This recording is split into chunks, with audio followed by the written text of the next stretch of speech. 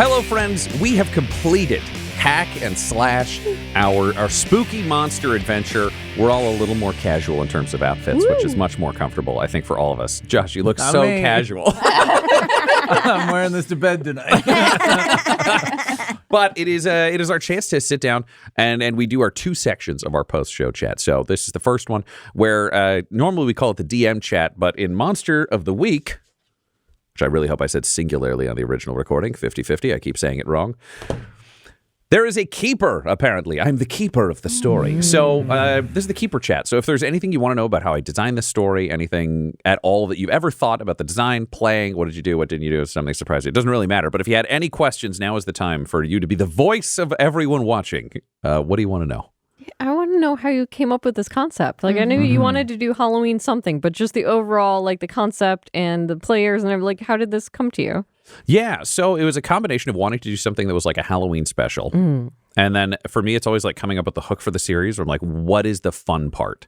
And I was like, we've played so many things. We haven't done a villains campaign. So I was like, I want to do monsters. Also, I love old monster movies. I love all that. The idea of bringing creative people who I enjoy together and being like, make your own monster, whatever it is, from like spooky kite to random guy who's a murderer and doesn't know it, doctor with extreme allergies. I knew I was going to get like a real kind of selection of things. And then it was just picking the right people combined with who was available. This was a super short notice. Everybody agreed to do this on like 3 weeks notice, including Kevin, who like flew in from another nation to make this happen. So, but I'm so happy with the people who came out and I'm so happy with the monsters. And then for me, it was always like, okay, who's the big bad? Then I just had the idea of like someone making a shittier version of these monsters that we've seen in Hollywood in so many like dumb movies. And then it was just like a guy in a suit named Studio. That's the ultimate villain in a battle of monsters. And I was like them against stupider versions. And I had fun talking to anybody who I talked to, but who wasn't in the show. Like I was talking with Tyler about this. Just the idea of like, so there's going to be like an evil version of the kite from Nope. And he's like, well, what's the dumb version? And I was like, Air Force One, struck by lightning. He was like, you don't need my help. You know the dumb version. And I was like, yeah, man, I know the fucking stupid version of anything. So then it was just the fun of that, to kind of let everybody create something cool. And to think about it, was fun getting to talk through it with all of you about like, what's your movie monster? And then everybody came back with a monster. And it was like, okay, but how is this a franchise? Who is your final girl or guy? What are your greatest fears? Like, and what is the horror movie logic of making sure that you could all have a horror franchise of like what would carry you through these movies in terms of powers and weaknesses and all that kind of stuff. So it was a fun bit of layout to do instead of just being like design a monster. It was more fleshed out than that, which was cool. Does anybody else have anything they wonder? We're also all very, very fucking tired. It has been a 14-hour day. I guess, you know, what I'm really curious about is obviously when we make choices on how to do something, that's not necessarily something that you can predict. So how in the design of the story and the campaign do you keep the train on the tracks when, you know, when a player can make a choice that's completely out of left field? Yeah, for me, when it comes down to it, it's like knowing the characters, because I was like, what are the key hooks for each of you to keep the story progressing? Because really, I'm actually fine with out of left field choices. I love random shit. I love diversions. Jack Bacon. Nobody knew that was going to happen based on anything that was going on. But we had that. And the trick for me was knowing like, oh, okay, so Tailspin cares about being a kite and theoretically learning about people, but less so. And then as we played, it was like, oh, and Tailspin really hates people who don't like kites. Like there's a strong respect for that, which is then it's like, okay, we didn't really get off the rails, but if we had somebody who was like really off doing something crazy, it's making sure that there are those hooks kind of built in. Which is like afraid of men with ponytails. Like there's that built in. Like has a final girl where like Batty McDaniel is around. And for everybody, I kind of knew their fears and knew their other stuff, so I could rope people back into the plot. But it's just kind of pacing the improv scene and being like, where does that beat end? Okay, what's the next progression? And for me, I tend to, after the introduction, where I tend to think the most about the structure, which is like making sure everybody has their moments, everybody learns who they are, you get a chance to use your powers, so you get to kind of establish all that, then get everybody together and start the plot. After that, I tend to think of it more as just laying out choices and scenarios for you to go through. I don't necessarily solve the puzzle. I'm just like, my whole task and the way I try to design is like, I'm going to give you options, and all of the options should lead somewhere equally interesting.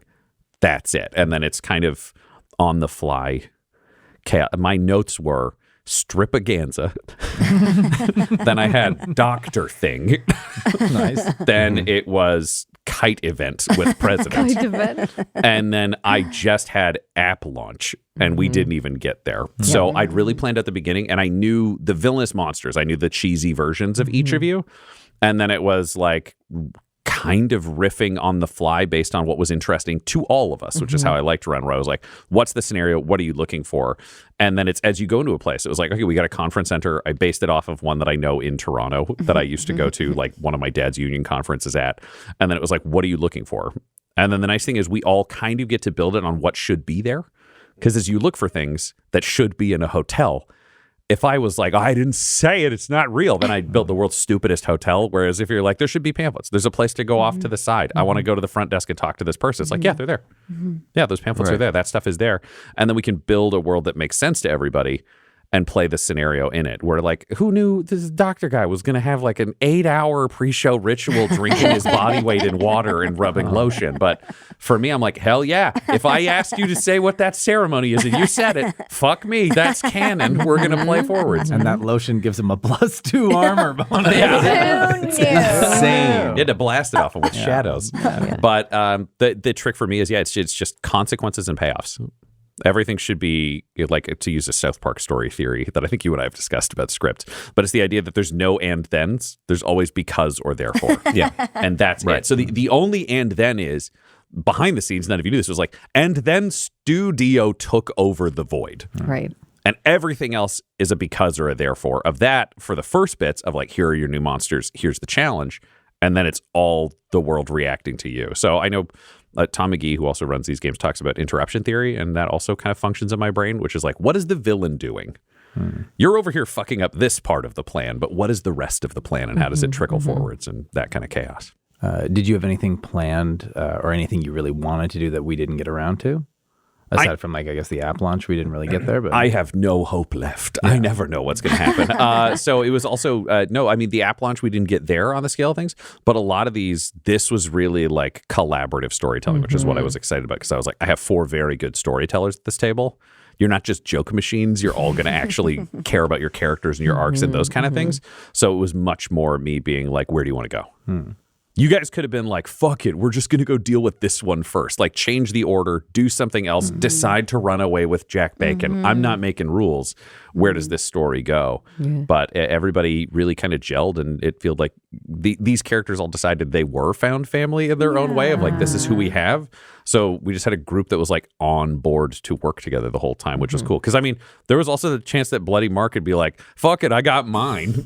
Like, I'm good. What if I make a deal? It's like, fuck these guys. Can I be in the studio? And they'd be like, all right, Bloody Mary's out. Mark, you're in. Like, you guys could have turned on each other. All the villainous options were there. And instead, you just killed so many hundreds of innocent quote-unquote people around you, and that's part of the fun. When you start with we're all in therapy together, Honestly. it makes it so much harder to betray everyone else. Right? You're like, no, we're friends. It's accountability. I know you're wounded too. I get it. I see you. I see all Hurt people, help people. Yes.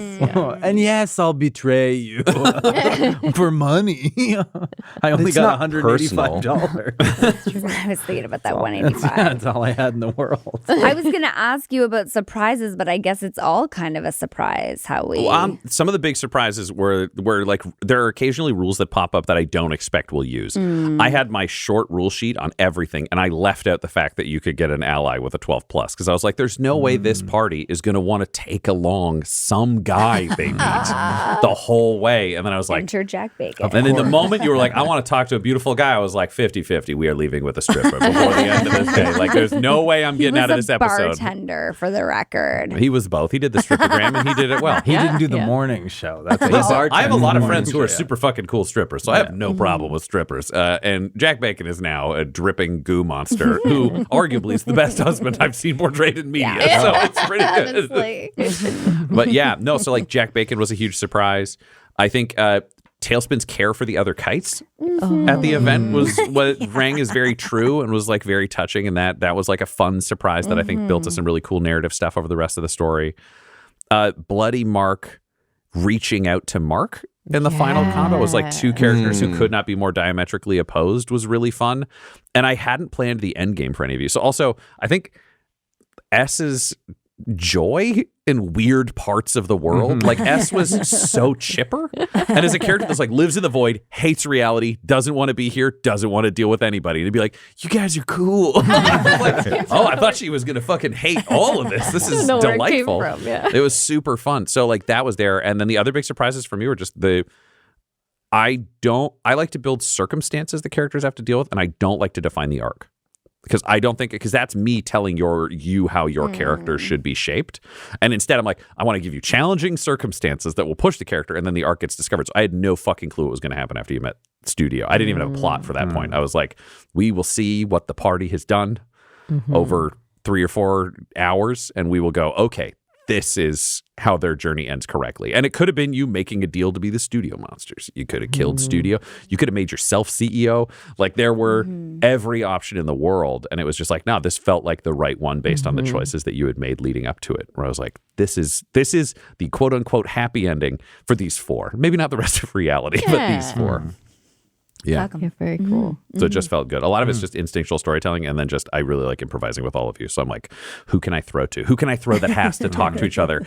And making sure that promises get kept, which is like, I got to talk about this in therapy later. I'm like, I got to make sure he talks about this in therapy later. I got to talk with my therapist about my ex. I'm like, I got to make sure that happens, even if it's 2 episodes later, because it's all the stuff we as audience members do for TV shows and movies. We're like, you dropped that thread. Yeah. Where's his hat? It's like weird continuity shit. So I try to keep track of it because I do have an advantage over you guys in that I know what the scene looks like. I know all that. So for me, the picture is complete. I'm handing it out. And if I don't hand it out very well, you have to ask more questions to try to figure shit out. Whereas for me, I know that, so I don't have quite as much cognitive load on tracking individual, the reality around the scene. But no, majestic plans, majestic weirdness. Super fun. Love it. Love it all. Thanks, everybody. And we will shift over to the character side of this whole thing. Welcome to the character side of this whole thing. Totally different for you, for us, immediate after the last thing, but there's a cut in the middle. So we have a tradition with all of our shows at Dum Dums and Dice that we will carry forward today. We will let everybody go around and say your kind of highlight moment for everybody else. So it's a chance to talk about something you loved that each person at the table did. I will go last. It's keeper's privilege. There are advantages, even if you haven't done this before, to diving in first, simply because the obvious shit will get taken. But Del has done this the most. I'm going to pitch Del will go first, so everybody has some time to think and hear the format, and then we'll switch it up. Del, I'm throwing you under the bus. That's totally fine. I'm ready to go. All right, I'm going to start with Pam. Pam, oh my God. For one thing, the voice, just absolutely hilarious. So funny. And then a moment for me was definitely getting thrown that, what are the 5 steps of this man's he has to do before his speeches. And I was just awestruck, not only how fucking funny they were, but just being like, oh, 5? Yeah, I got 5. Here they are. 1, 2, 3, 4, 5. I'm like, I've never seen someone do that faster. And Del plays with professional improvisers with us all the time. They take more time to think than you do in list it was stuff. I was so impressed. And then also, not only 5 hilarious things, and then bringing it right back around to the plot of that's what the stripogram was from. Like, no, how incredible.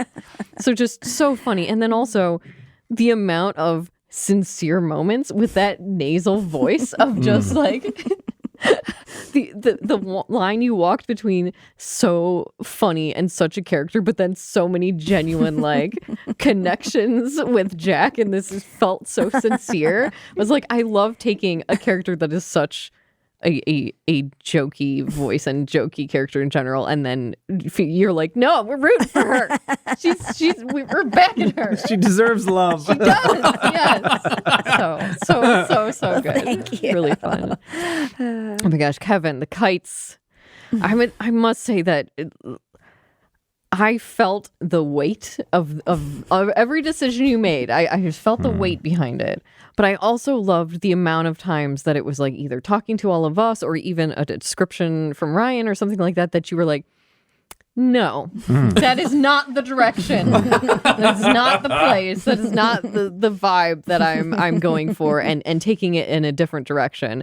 And just I just this character, I had no idea what this character would be, and just the juxtaposition between being like, I'm stuck in this Ben Franklin body and feeling the weight of that versus like the freedom of being in the sky, and the way that you described even transforming, and the way that you described fighting in the sky. It was just I just could feel it. I could feel the freedom, and I enjoyed it very much. So it was lovely. Yes. Josh, it's fucking, you are so fucking funny. Just absolutely cracking me up. The amount of, and I loved that you chose 2 different voices for Mark and Bloody amazing. Mark, just swapping between those. And definitely one of my favorite scenes was the one where we accidentally kept swapping you back and forth really quickly, and you having to deal with that whiplash of like blacking in and out of both characters was just so good. I really, really enjoyed it. But just overall, Mark was a delight, and it was delightful to just Mark having to hang out with these monster people and your way of dealing with that, and it being so normal. A bunch of monsters in your PT Cruiser, just so many things that were so fun, and I really enjoyed it. But you made me laugh so hard, and also just as a compliment to you, your reactions to other players, like the amount that you laugh and the physical reactions that you have to other players, I feel like that also brings so much to the table of that, like, you're super funny and you're making awesome jokes, but you're also there and supportive and so reactive to everyone else's stuff that it just like, it makes everything feel funnier. That's just really cool. Oh, sweet.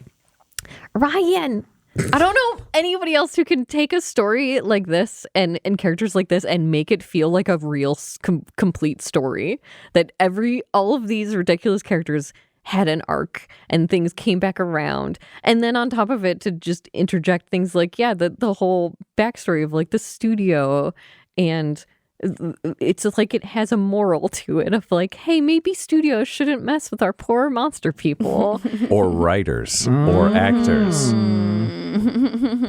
know? But fuckers. Also hire me. Okay, let's continue. Money. I'll tell this story for you. Money, People think you're please. so brave. I can flip the script like that. They'll still think I'm anti-system. You can pay me a lot of money. Just the way that you describe things, and like I fall in love with every NPC that you make. Like Josh can attest to it. Like we just fell in love with Jack Bacon, and then things kept getting weirder and grimmer, but it still felt like this is perfectly in tone with everything going on. So you always have that great balance, and even in the most ridiculous of scenarios, like the fact that we were all so the baby kites floating away into the sky from the backdraft of Air Force One was a thing that we all had feelings about.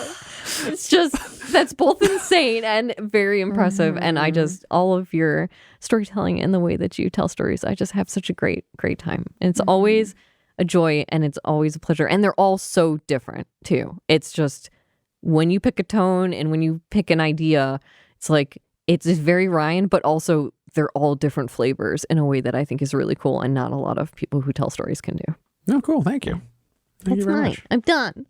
Good work. You want to? I'll jump on the next one. Yeah, sure. Yeah. So I'll start with Kevin, only because I think so. The last time I came and did the Cyberpunk one chronologically earlier, Which you haven't seen you yet, haven't but- seen yet. Yeah.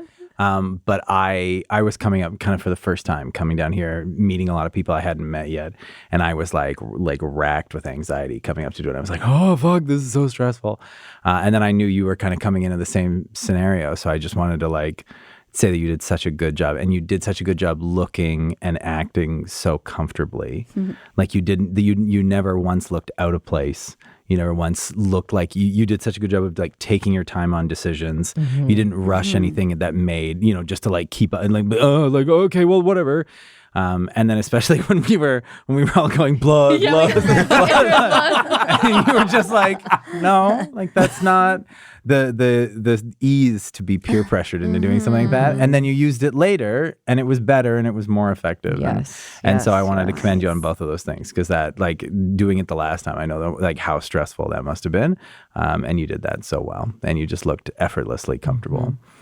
Thank you. And then Pam, you're so funny. Everything you do is so genuinely funny, even when you're not down here, even when you're just like upstairs and we're talking. You're like, the way that you inflect, the way you do everything, I'm just so in love and enamored with it. And what I especially about this, and I'm sure anyone who goes back and watches the video, you can watch the video of Pam when she's not in a scene and she's not required to be in character and she's not doing anything, and she was sitting in the with her glasses down here in full posture, looking around at people like the whole time. And it's so and Del did this before too, and when you guys stay in character like that, I think it makes everybody else have to rise to that level, because you feel like you can't take any time off. You got to be there, you got to be in it. And your callous disregard for Jack. I was saying upstairs when you were convincing him to die, and he would just go along with it so gently. And you were like, "Yeah, okay, baby, like just get in the kite. we don't got a lot of time. I love you. It's been a magical day, but just come on, if you really loved me, you would get in the kite." So that just, as always, never change. Stay the exact same. I love it so much. Yes. And Del, you're so good at everything. You just do it all. And like Del, every time I've come up here to do a show like this, I've met, like, Del and I have talked. I've been like, Del, you have to help me. I need so much assistance. So Del did all of this. Like Del, we would go up on breaks and Del would put on progressive makeup, and she's so good and she's so capable. And then not only doing this for me, but then doing her own like beautiful stuff, and then also being able to like come down here and be so funny and be so engaged in character, just like Pam, just like everybody, is just such a testament to like how valuable you are to, like, I think, a room like this, because it's just, you give out such like a supportive vibe, and it's just like, it would be so hard to do something like this without somebody like you. And then I thought my favorite moment was when we were in the hallway and we were getting ready to do this SWAT stuff, and we did the countdown, and you were like one, like you knew to get into it. That made me laugh very, very much. So I thought that was just a little moment of like, oh, okay. Yeah, like you were saying earlier, like, yeah, this is kind of cool. Like, yeah, okay. This world sucks, but like SWAT stuff's kind of cool. We can get into that. I do like running in a line. The enjoyment was so liminal. It was great. It was this one little moment of like, okay, well, I'll get into this. Thank you so much. And then Ryan, like I said this before, but you do such a good job of making everybody else look good that it makes this side of the table so easy. So you just roll out this like perfect little red carpet of like letting us not look like idiots, because this could go off the fucking rails so fast and so easily, and it could just devolve into the fucking dumbest. Like conceptually, this is the stupidest fucking thing I've ever heard. I'm going to tell you, the fact that this worked, even I consider a miracle. I described this to Tyler, who does all the shows, and he's like, "What are the four characters?" And I described the four monsters, and he's like, "What's the plot?" And I described it to him, and I think he just went, "Wow." And I said, "Yeah, man, this is going to be one of the best things I've ever made, or it is unwatchable. But it is coming out in October either way. I don't have time for redos. We're all in." So that like the ability for you to kind of like herd these cats and like push them forward in a way that's even coherent. Is a testament. But you do the same thing in Cyberpunk, and you do it here, is that you let a scene go very well. And you let it develop, and you know it wiggles around, and at the end you do a very good job of just putting punctuation on a scene. And so it goes in this thing, and then you kind of let it like wrap up, and you stop it, and you do a good job of making like a little vignette of like, and then this is why that was important. And it does such a good job of like tying up that little scene, pushing the narrative onto the next thing, and it makes for everybody here, I think too, it's like it makes that progression easier, it makes everything go smoother. And the coherence of a story like this has no business existing. It has no business. I'll say I made it. I agree with you. Yeah, there's no reason for it to be. This should have been shit. This should have been dog shit. Absolutely terrible. There's no reason. This should have been the worst thing I ever made. And I was aware of that before we started this morning. when we were coming downstairs in our costumes, and I was like looking around at all of us, and like you put that sheet over your head, and I was just in I was in regular clothes, and I looked in the monitor, and I went, "Oh, this is gonna be fucking dumb." I was like, I don't know what we're doing here. Like, I'm looking through like, my name's Mark. Like, I'm just a guy. Like, what is this? Just a guy. Just a guy? Like, I made some bad choices here. Put a sheet over your Yeah, head. and I was like, and I'd never heard of that fucking kite. Yeah, I was thing. gonna say, and you've never heard her say before. She's like, Never. "This is when I'm in kite Yeah, mode." you did. And I was like, I don't know what that means. Okay, man. And Pam's upstairs spraying her face wet. Like, yeah, this is good. This is all good. So to see that and then to have it gel into this coherency and actually be fun and enjoyable is like, I got nothing but high praise. Thank you. Amazing. This makes me feel way more nervous than anything at all. That's weird. Like my stomach. When you is get to going, Josh, you can just say pass. Like, feel free. Like, I'm gonna say we'll give you a freebie. You can skip one my person altogether. Yeah, it happened the last time. That's so I funny. got 3 passes. Well, I'll start with Kevin because I do agree. Like your cool is very, potentially intimidating because you just seem like such a pro, but you make it look so easy and you're so confident in yourself, which makes us all comfortable. And when you had the moment and said, I just need to be a kite right now.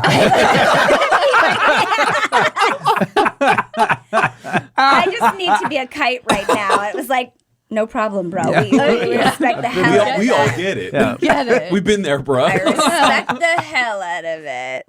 Oh, I loved that so much. And yes, your everything, your essence, your presence, very powerful and understated. Like you said, you didn't need to make a big show. You were there. Very powerful. You were the Instead. big show. Yeah, you were I the like big show. she's looking at someone who's strung themselves with LEDs going, you didn't need to make a big show. He wore a sheet. He covered in his own lighting. He brought with him on the plane. I love your subtlety, she says to the glowing, blinking man. With the pink Very beard. subtle. Neon pink. It glows in the dark. Black light reactive hair and beard. It's a delicate, understated. He's peeling tulle up himself. What? We could tell that in most of your life, Kevin, you are brave enough to go unnoticed. I blend. Yeah. I blend. So funny. This is why I was embarrassed. Now Yeah. you're making fun of me. Okay? Don't worry, I didn't know Ben Franklin wasn't the president. We're having a time. And that one, actually, I'm still shook. Like, why was he such a big deal then? I gotta Google that one. I don't, for the record, I don't get it either, but I wasn't willing to circle around to any questions on air.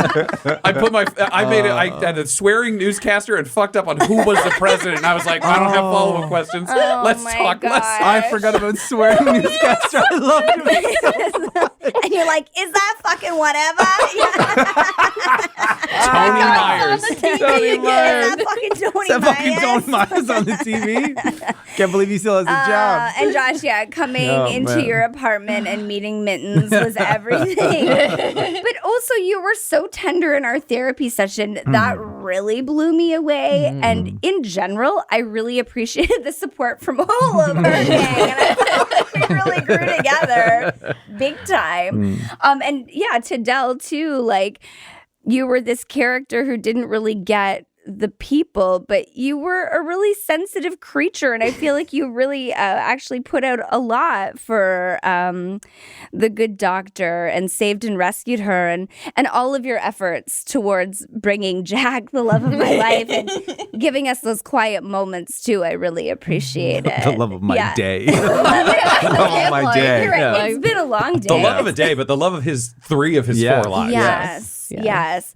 And Ryan, like, I would never do this with anyone else. You're just the best and make everything really, again, comfortable. And I felt confident here in your game with everyone, and I had the best time. Oh, good. Good. Thank you. Thank you. Del. I so, getting to know you over the last couple of days, because outside of Ryan, got to spend the most time with you. Yes. And, just seeing you prepare and talking about, what we're about to do, and then seeing it all come to life here, and just seeing you revel in your mistiness. And it was so wonderful to get that, to feel that passion that I had seen in you over the last couple of days, and just to see that come out and see who Lady S was and what she stood for. That was, I really felt that especially when we teamed up, and you helped me out there. That was, I felt our therapeutic bond in that moment. So that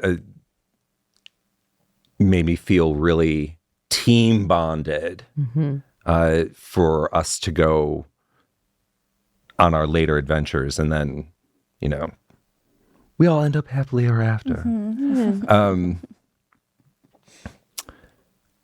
Sitting next to you is an absolute riot.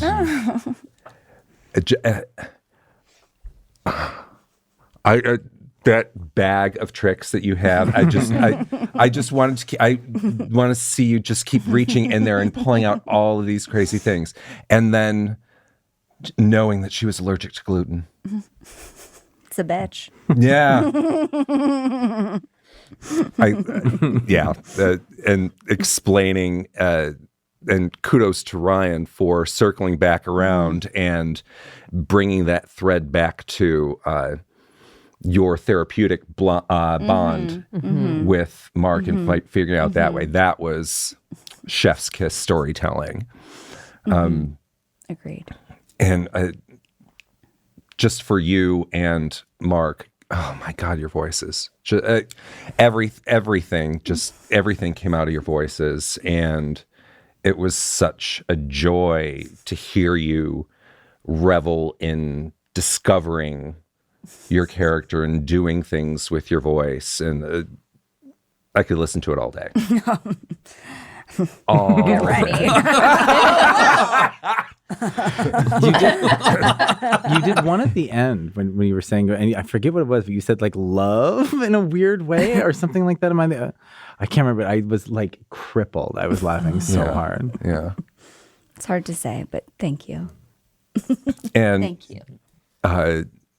Same goes double for you because, both Mark and Bloody Mark, they had such clear delineations about who they were just by their voice. And you're so fucking talented. It's a really rare gift that both of you have, to express so much character. And because when you get to that level of vocal commitment, characters and choices about those characters, they just appear. And watching that discovery with you, and it's especially when we kept fucking with you and flipping you back and forth so fast, and watching you try to catch up. Oh God, that was just I could have done that for another 10 minutes. I really wanted to. Thank you for not doing that. I appreciate that. And Ryan, I've always, since the day we met and I watched your movie, I have always been one of your biggest fans. So, if there's only one thing that took me out of this brilliant storytelling that you put together, it's watching you tell a story. And it only made me enjoy being here more and being a part of this story that you created, because I love the hell out of your storytelling, and I'm so thankful that you invited me here, and so honored that I get to be at a table with such incredibly talented players and actors. So thank you. Thank you so much. Thanks for being here. I really appreciate it. I think it's officially my turn. I will say first, I think I have to say I agree with Josh. Thank you, Kevin, and thank you, Pam, for both being here, because I'm aware how terrifying it is to sit down at this table and step outside of. You and I have improvised together before, I but hated every second of it. yeah, it was years ago. You loved rehearsal and hated shows. Yes. And Kevin, I know this is not like a wheelhouse you are super comfortable in, but I knew you had the storytelling abilities to come out and do this. And for both of you to say yes and to fly in on short notice is a sign of how much you like me, not necessarily how much fun this would be. So I treasure you both for doing that. But I will say, Kevin, yeah, you came in with such a wild idea, but I knew you would ground it. If you'd been one of my crazy improviser friends, I would have been like, let's find something else, because you're going to fuck me with this weirdness and it's never going to work. But no, you came in with this and I was super excited to get to play with it. And it was so fun. And your care, for me, it's the deep lore that really shows how much you care about story, which was like not understanding people, but understanding the idea that like I will learn from television. Going into a space and be like, I don't understand this. Let's do the thing that I know, which felt so grounded and so real. And I said before, I was surprised by, in a very positive way, your concern for other kites. They should not be destroyed because I am also a kite. And it built this whole kite-based lore of that they are greater than other things. They are underestimated. They are things that are powerful and should be feared. I got to say so many things about kites I never thought I would get to say over the course of this many hours. But it was because we cared about kites because you cared about kites. You made an entire room of adults care about kites. Also, you know more about kites than any man I've ever met. Yes. But like that kind of specificity is so key to a character like this working. And I think you built this really rich tapestry. And everybody here brought so much heart, but it was like, yeah, it was the grounded heart. Every show has one, you never know which character it's going to be. And then like the heart of this group was Tailspin, the kite man. And I'm sorry I didn't know more about your whatever the fuck Benjamin Franklin is. I only know him now as a not president, so I will have to read up about Benjamin Franklin after this, which will have no value for the show or any listeners, but I will feel slightly less stupid. So thank you for expanding my knowledge of history in the world. Oh, Pam, coming in. I knew this was going to be an absolute blast when you pitched your character concept because you had the voice before you really had an idea. And I was like, oh, I'm ride or die for this voice. We will find the answer that makes this work. But I loved the backstory. I loved coming in. I loved the energy. And for me, the comedy gift of she needs to get vengeance and get rid of allergies, but she also wants to find the man of her dreams. And I was like, it's a delightful comedy character to just Together at last. to get the whole thing. And then I said this in the DM chat, but like I did not think anybody was going to find an ally. And the moment you're like, I'm talking to a stripper, I was like, fuck me, I'm going to have a stripper for the rest of the show. Like I'm doomed to Jack Bacon.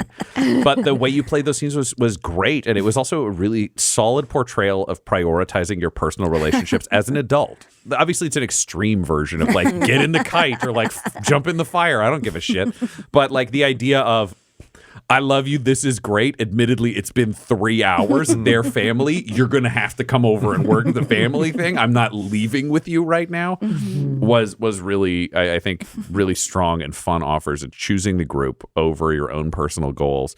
And in the end, doing that is the reason you survived. And I love the arcs all of these choices build about within the group, which was like kites are better. Everybody looks after kites. Yes. I figured it was going to be like, they try to distract them. Oh, they're going to do other things. And all of a sudden we had like Kite Man, like Tailspin fighting Air Force One, which also, what a gift. Because the moment I realized, I don't care that I was wrong about the president thing because I would have come to this anyways, but like just the idea of being like an evil president who can turn into an evil Air Force One will fight a kite. And it's just like, oh my God. But then that, and then having this battle where it's just 2 people almost dying defending a stack of kites because they mean something to their friend. Yeah. You killed arguably your husband you'd had brought back from the dead to save inanimate kites because your friend really cared about kites that you knew to just be crap. Objectively, no life. They weren't secretly animate. There's nothing going on, but it was still get in the fire. I don't care. And that level of commitment to the team, I really, really enjoyed because it did something that was really cool in terms of team building, which was everybody else was like, no, we can make it work. Let's get you that stripper. I appreciate And like it was a really fun interplay that I never would have predicted. And that was great. God, Mark. Hot dogs and air traffic control. Like Genius. there are those things you put on the character sheet where you're like, there'll be a time, and I don't know when it'll be, but you have this ability. And you said, like, do I need to use this every time? And I was like, use it when it feels right. Holy shit. And what a stupid reason to leave. Oh, so like, good. I'm hungry. And he just goes off. And then I was like, what does he find? And I was like, air traffic control. I mentioned it. It's the only interesting location. Let's put him up there.